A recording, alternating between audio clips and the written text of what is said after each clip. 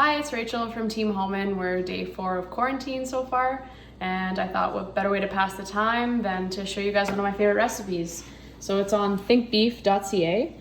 This one is the Cuban Picadillo burger rice bowl. It's one of my favorites.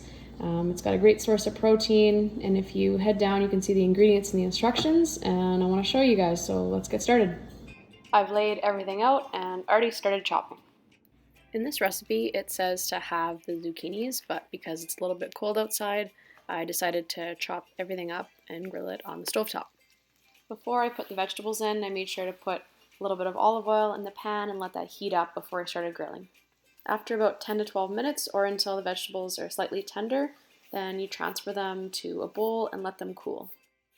Once everything's cooled, you're ready to put your grilled salad together. So you can add in the black beans and the tomatoes that we've already cut up, and as well as much of the corn as you guys like.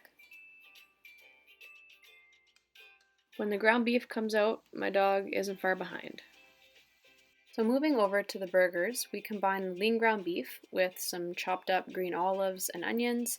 Now the recipe calls for currants or raisins, but I had some dried apricots, so I'm using those instead. Together in a small bowl, I combine the chili powder, cumin, coriander, cinnamon, and salt. Add that into the bowl and then mix them all together to be able to start forming those patties. The recipe makes 6 equal burgers, and before putting them onto the grill or onto the stove top, make sure to put a thumbprint depression in each patty to make sure that when you're grilling, the burgers don't round. While the burger is cooking in the background, I've moved over to start putting together the dressing for the grilled vegetable salad. So that's chopping up the chipotle, adding in the olive oil, the orange juice, and then whisking the salt and pepper all together. Now that the dressing is finished, we can drizzle it all over our grilled vegetable salad. While the burgers continue to cook, we're going to move over and combine the ingredients for the last dressing. So that's combining the chipotle along with a 1/4 cup of 2% plain Greek yogurt. You need to cook the burger about 5 to 7 minutes on each side, but to make sure that it's done, we want to use a meat thermometer and check to make sure the internal temperature is 160 degrees before we take it off. Now that everything is ready to go, it's time to eat. Add the rice to your plate, add the grilled vegetable salad, put the burger on the side.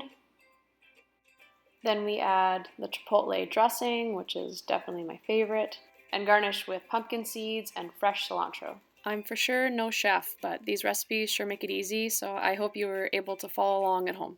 Hey, thanks for watching. I hope you enjoy these burger rice bowls as much as I do, and you can head over to thinkbeef.ca to be able to find the recipe to be able to make these rice bowls at home for yourselves.